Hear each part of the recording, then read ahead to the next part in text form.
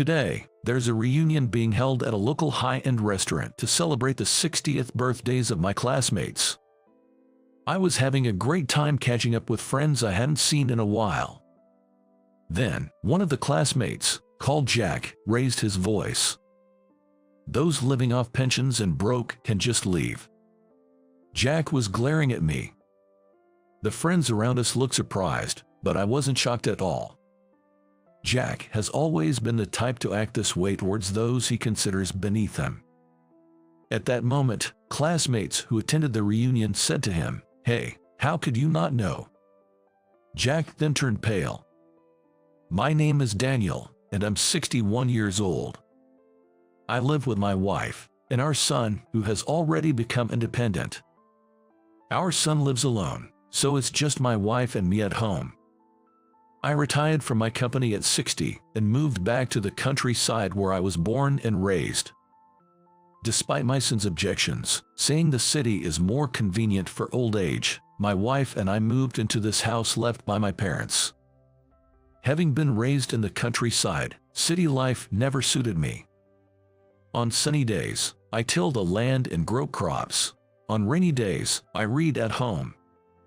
Living this life has been my dream for many years." "That sounds like a nice lifestyle," my wife, Emily, said, following me here. "We had never farmed before, but the neighbors taught us how to do it kindly.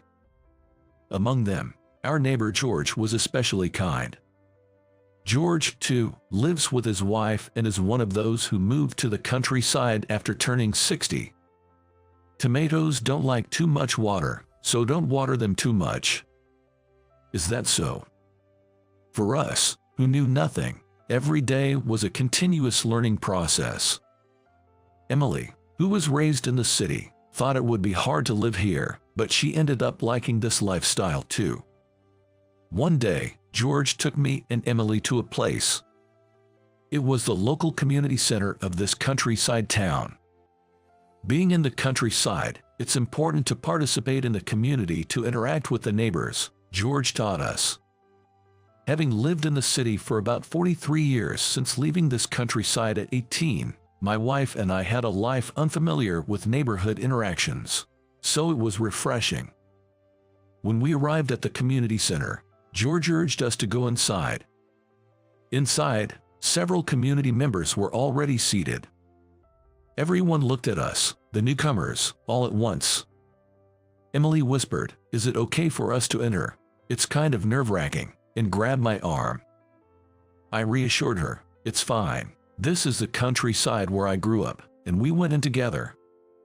When Emily and I found a place to sit, an elderly man spoke to me. "Isn't that Daniel? You've come back here." The elderly man was Alex. He was the one who taught me karate when I was a child. I was filled with nostalgia. "Alex, it's been a long time." Emily also greeted him lightly. "You've grown up so much and even have a beautiful wife now. I'm relieved. Let's keep in touch from now on." Alex said this and shook my hand. Then, the door of the community center burst open. "I'm sorry for being late.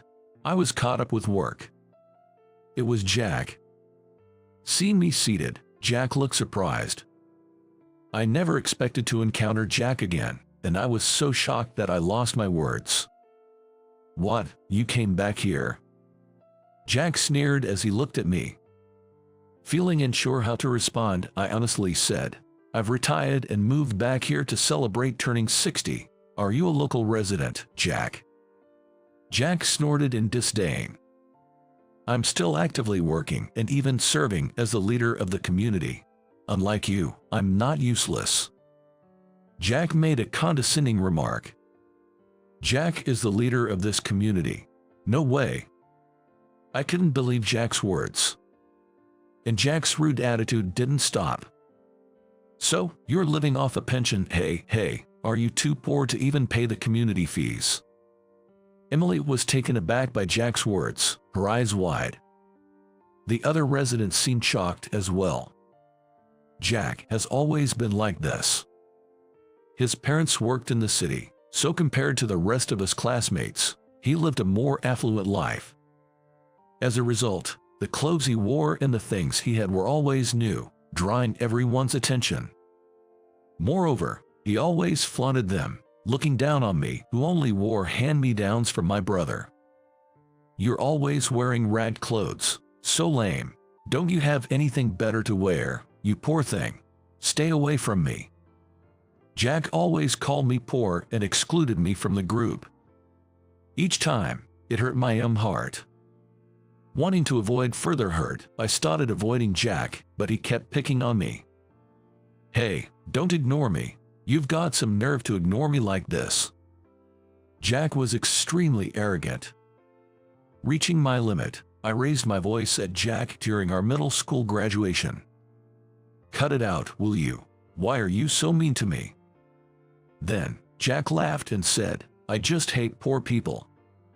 Hearing those words, I resolved never to involve myself with Jack again. Yet, to meet him here of all places, I must be really unlucky. I could only sigh. I have savings and a pension, so I can pay the community fees just fine. No need to worry, I said to Jack, trying to keep my irritation in check. However, Jack glared at me, saying, "I'm paying taxes with the money I've earned through hard work. Show some gratitude." The residents watching our exchange seemed taken aback. Then, Alex spoke up quietly. "Hey, Jack, you might be working now, but soon you'll be on a pension too, right? There's no need for such nastiness, is there?" Alex admonished Jack in a low voice. Jack seemed unconvinced but couldn't talk back to Alex, the elder, and just clicked his tongue.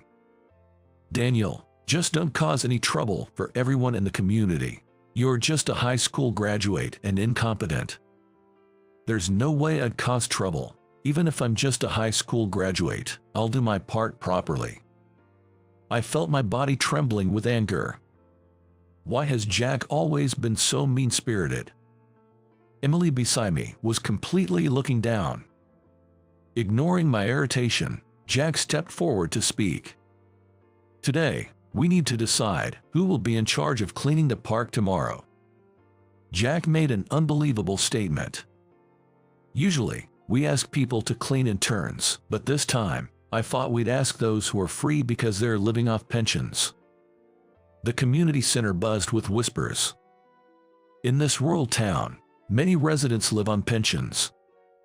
It was unbelievable that he would make such a statement. Moreover, just because someone is living off a pension doesn't mean they're idle. What on earth is this man talking about? Then, Alex raised his voice. "Calling those living on pensions idle is too disrespectful. I'm on a pension too, but at my age, cleaning every day is hard." Jack just laughed. "It's not about you, Alex. You're elderly, after all. I was thinking of asking the idle Daniel to take on the cleaning duty." Emily and I were in disbelief. We couldn't understand why we, who had just joined the community, had to be assigned cleaning duty. As I looked puzzled, Jack immediately glared at me. "You're not working anyway, and you must be bored at home, right? Take this chance to clean up the town." I was too angry to speak and just nodded. Emily felt the same. After a while, when the community meeting ended, Emily and I wanted to leave the community center before Jack could say anything else, so we started to run. But Jack stood in our way as if to block our path. "Also, create this document and insert it into the circular notice. Make sure it's done by tomorrow." I couldn't stay silent any longer at Jack's words. Isn't this a bit too forceful? Isn't creating the circular notice the leader's job? We have to do the cleaning as well. Then Jack glared at me again. "What? Talking back to me? Do you think you're so important?"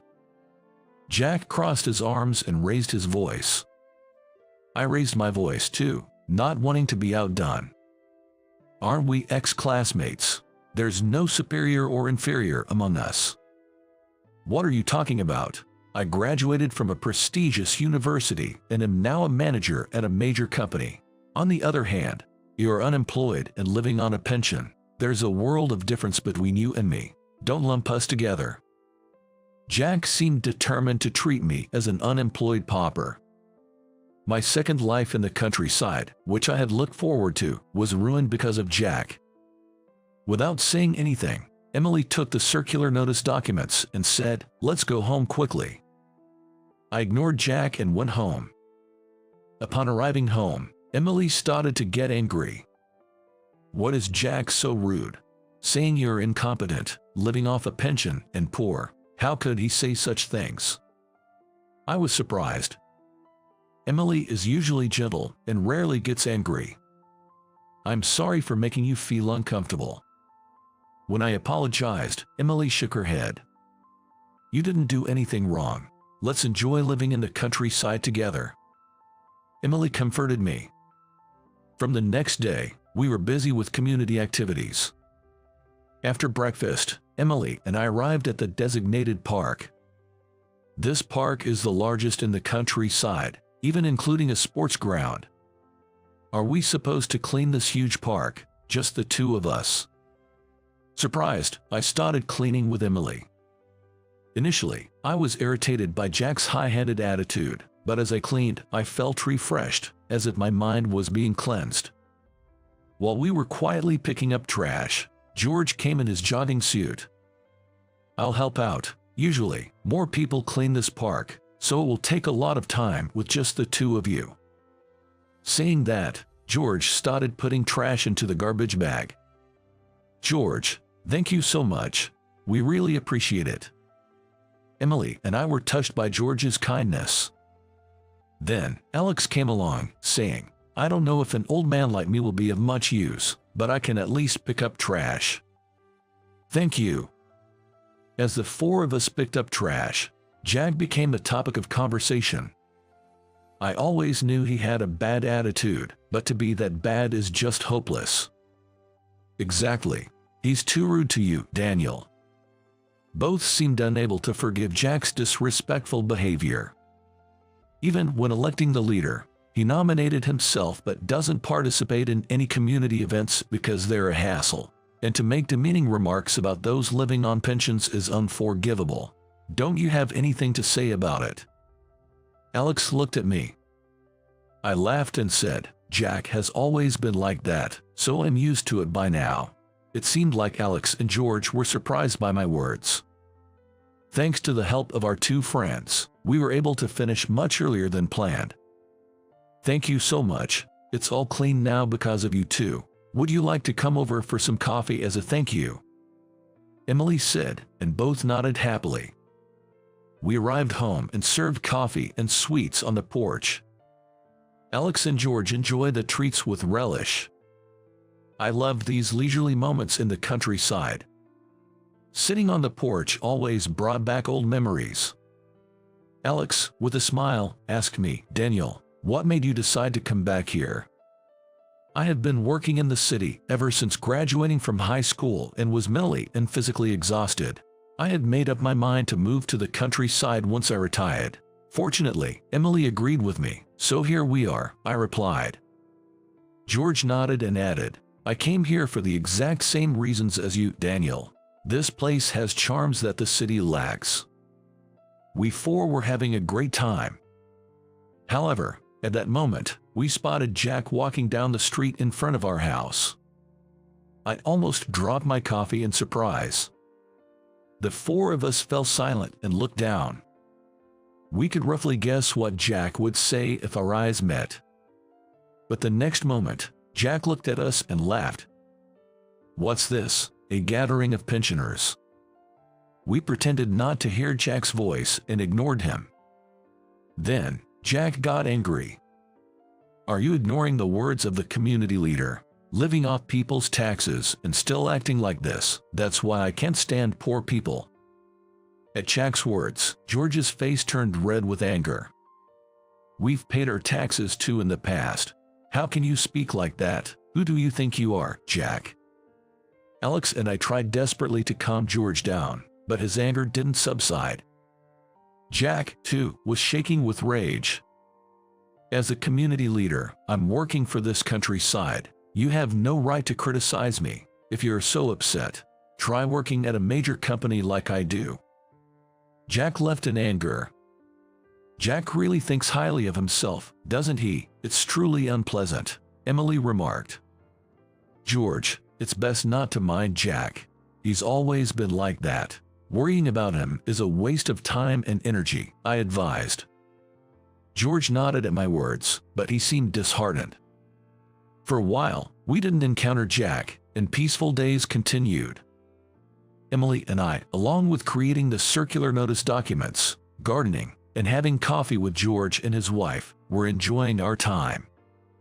However, we hadn't realized that this was the calm before the storm. One morning, I went to fetch the newspaper that had been delivered to the mailbox. Just then, I saw George from the neighboring house coming out with a large cardboard box in his arms. Curious, I called out to him. George, is something wrong? Hearing my voice, George looked at me with a lack of energy. Actually, the landlord suddenly told us to leave. I was shocked to hear George's words. I immediately asked him why, and his answer shocked me even more. It seems Jack had something to do with persuading the landlord behind the scenes. I was at a loss for words. I knew Jack was bad, but I didn't realize he was this bad. That's unacceptable. I'll go talk to Jack about this. It's okay, I don't want to have anything to do with him anymore. George looked utterly exhausted. Do you have a place to move to yet? George quietly shook his head at my question. Because we were told to leave just 2 days ago. For now, we're thinking of going to my wife's parents' place, George said. I felt a deep disdain for Jack.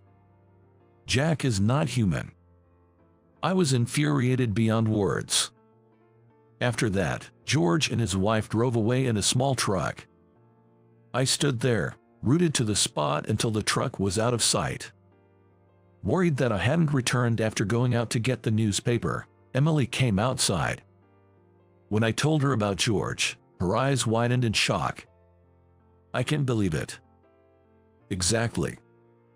Emily and I lived with a sense of loneliness without George for a while. Then, Emily and I decided on something. We resolved to leave the community group. We knew well that leaving the community group in the countryside might lead to being looked at unfavorably, but we absolutely did not want to have anything more to do with Jack. When I told Jack about our decision to leave, he laughed loudly and said, I guess the community fees were too much for you, huh? But I no longer had the desire to talk to Jack and completely ignored him. He continued to grumble something in the background, but Emily and I walked away without paying any attention and went home. From that point on, our countryside life became even more enjoyable. Because we no longer had to worry about Jack. Since we started our countryside life, our first autumn arrived. True to the phrase of fruitful autumn, our garden's chestnut tree began to bear many chestnuts. And then, I received a postcard.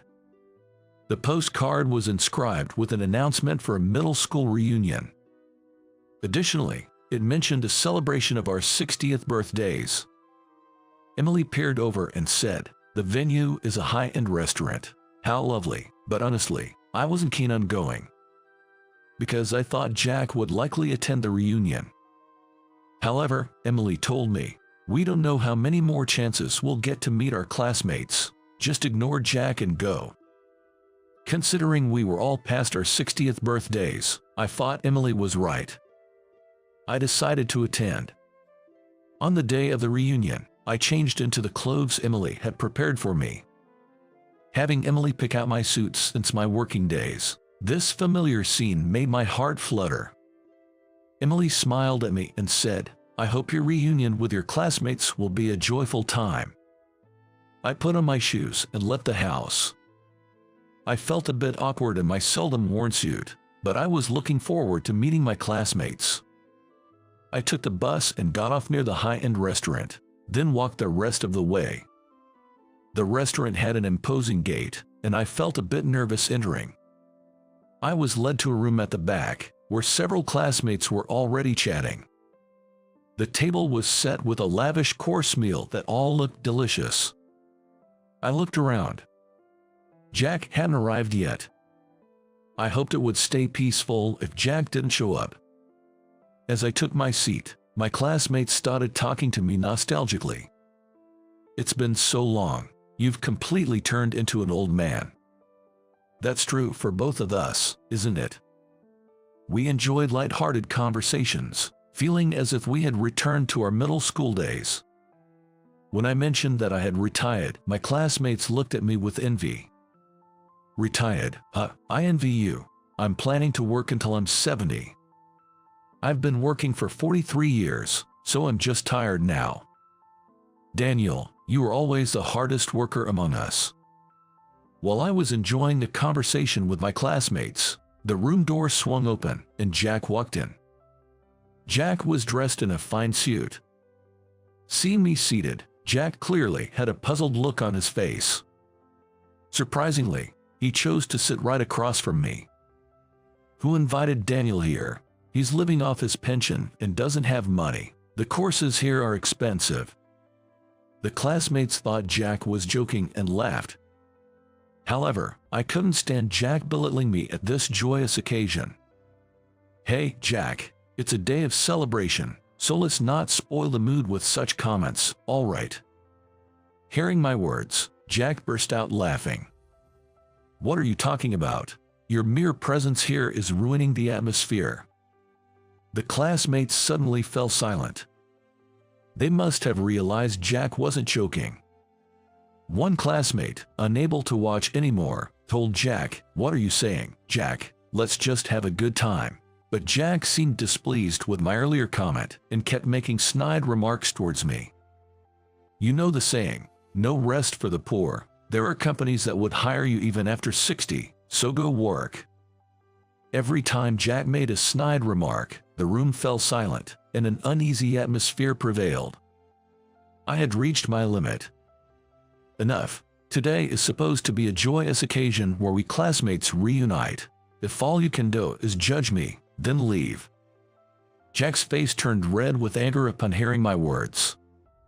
The one who should leave is not me but you. Pensioners and poor folks should just leave." "Jack, Daniel is not poor." The classmates looked pale. Then, it happened. "Excuse me." The restaurant's owner, Charles, entered the room with a lavish dish. Puzzled, one classmate said to Charles, "We didn't order this."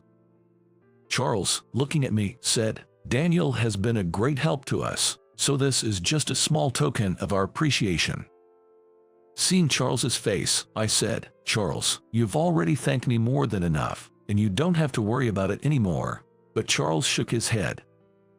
"That's not passable. Thanks to you, we've been able to keep this restaurant running." Thanks to Daniel." Jack looked confused. Charles, with a puzzled look, said, "You're being rude. If it weren't for Daniel, this restaurant wouldn't exist." Then, disbelievingly, Jack retorted, "You're thanked even for something. It might rain tomorrow." The classmates laughed. "So, it's going to rain every day then?" I can't believe such a poor person would be thanked. I understand if someone working in a big company like me is thanked, but him." Interrupting Jack, a classmate said, "Hey, how do you not know?" "About what?" "Daniel isn't poor. He's wealthier than any of us." "Huh?" Jack looked at me incredulously. Charles spoke up. "Daniel used to be the president of Bank A." Jack's face turned pale. "Daniel was the president of that major bank. That can't be true." Charles raised his voice. "You're really being rude. Daniel helped this restaurant with financing when other banks abandoned us, and he's lent a helping hand to other businesses as well. It's unbelievable that you treat him as poor." Jack was desperately wiping the sweat from his forehead with a handkerchief. He seemed to panic to put his feelings into words. "Indeed, I was once the president of Bank A, the largest bank in the region. When I first joined the bank through a high school graduate program, my superiors and peers looked down on me, much like how Jack is doing now. I was treated as incompetent by my direct supervisor and constantly told by my peers that my incompetence was due to my lower education. However, quitting now would mean admitting defeat. And that was something I absolutely wanted to avoid. Once I had made up my mind, I wanted to see it through to the end with full responsibility. So, I persevered and asked my condescending supervisor for advice on how to work, even though he despised me. To prove my peers wrong, who kept calling me undereducated, I studied hard every day. I arrived at the office earlier than anyone else and did everything I could, including cleaning and odd jobs. Gradually, I gained strength, and even the supervisor, who had looked down on me, began to rely on me. 30 years after joining the company, I was approved at the shareholders' meeting to become the president of Bank A. Despite all the employees being elite graduates from prestigious universities, it was unanimously decided that I would be the president. I was truly surprised when I was approached about becoming the president. Typically, presidents come from prestigious universities. When I hesitated, the previous president, Mr. Anderson, said to me, "You are the only one fit to be the president of this bank, Daniel. It doesn't matter what your academic background is. What's important for a president is how much you can work for the bank."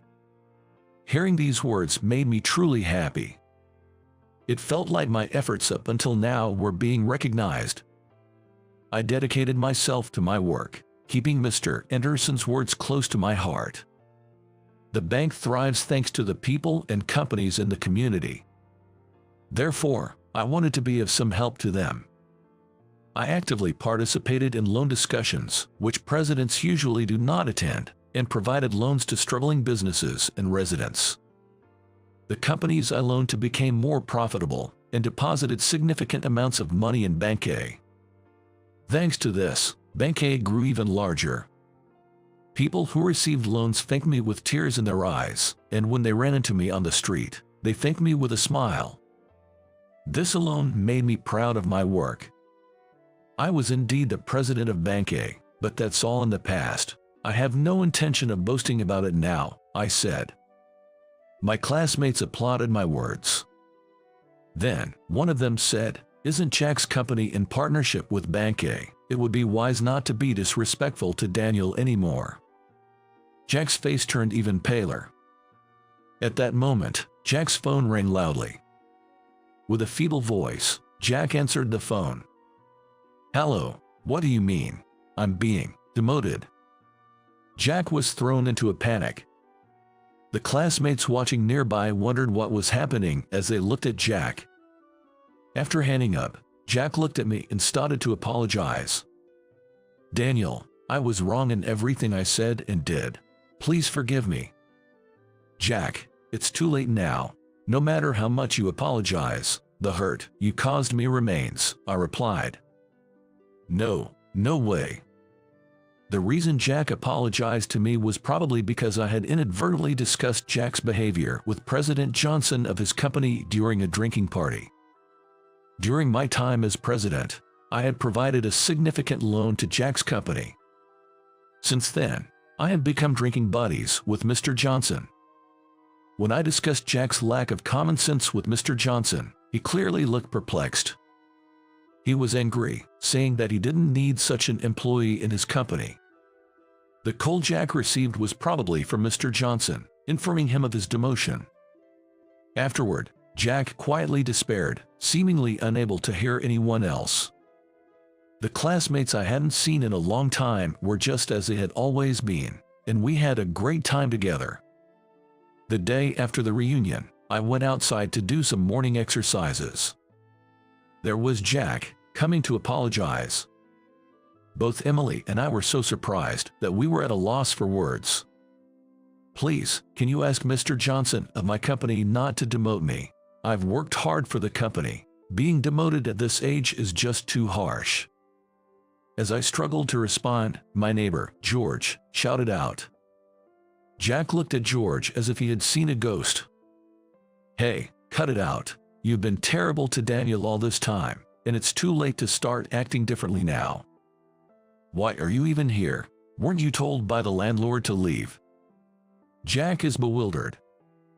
Actually, I once provided a loan to the landlord of the house next door, so I asked the landlord to let George live in the house again. Jack is astonished. I locked eyes with Jack, who was apologizing. Like I said yesterday, I have no intention of helping you. You must have stepped on many people to get to where you are. Start over from scratch, and this time, don't drag others into it. At my words, Jack broke down crying on the spot. But no one tried to help Jack. 6 months later, Jack voluntarily resigned before being demoted to a regional office. Despite having looked down on pensioners as poor, Jack is now living on a pension himself. In the community, residents who couldn't stand Jack's arrogant ways drove him out. With his behavior, it's no wonder he was driven out. It's his own fault that he's now leading a quiet and lonely retirement. As for me, I continue to live in the countryside. My garden has grown quite impressive. I plan to keep enjoying this pleasant rural life with Emily.